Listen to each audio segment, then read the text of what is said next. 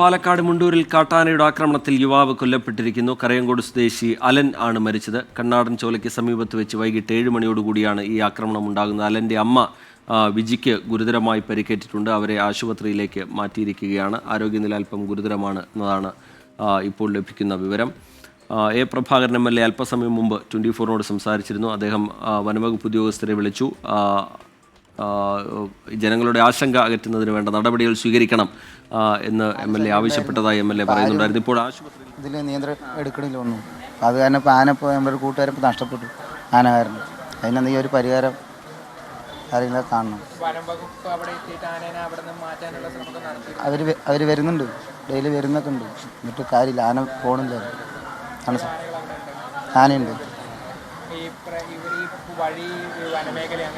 വനമേഖലയാണ്. പെട്ടെന്നായിരുന്നല്ലോ അത്. അമ്മൻ്റെ അവസ്ഥ ഇപ്പോൾ ഡോക്ടർമാർ ഇപ്പോൾ ഉള്ളിൽ കയറ്റിയിട്ടുള്ളൂ. അവർ പറയണം, എന്നാലും അതിൻ്റെ ഉള്ള പറയാൻ പറ്റും.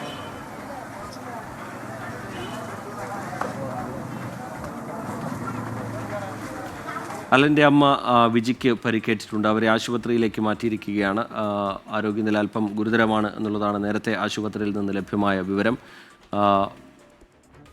ശ്രീകുമാരൻ വിവരങ്ങളുമായി ചേരുന്നുണ്ട്. ശ്രീത്ത്, കൂടുതൽ വിവരങ്ങൾ ലഭ്യമാവുന്നുണ്ടോ? ശ്രീത്ത്, അമ്മയുടെ ആരോഗ്യനില സംബന്ധിച്ച് ഇതുവരെ കാര്യമായ വിവരങ്ങൾ നമുക്ക് ലഭ്യമായിട്ടില്ല.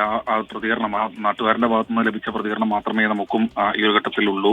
അവർ എല്ലാവരും തന്നെ പറയുന്നത് സ്ഥിരമായി കാട്ടാനകൾ വരുന്നുണ്ട്, വനംവകുപ്പ് ഉദ്യോഗസ്ഥർ വരുന്നുണ്ട്. പക്ഷേ അവർ വിചാരിച്ചിട്ടും ഈ കാട്ടാനകൾ കാട് കയറുന്നത്, ഞാൻ നേരത്തെ പറഞ്ഞല്ലോ, ഈ വനത്തിനുള്ളിൽ ഭക്ഷണവും അതുപോലെ തന്നെ വെള്ളവും ഇല്ലാത്തൊരു സാഹചര്യം നിലവിലുണ്ട്. അത് നേരത്തെ പ്രഭാകരൻ MLA ചൂണ്ടിക്കാണിച്ചു തന്നെയാണ്.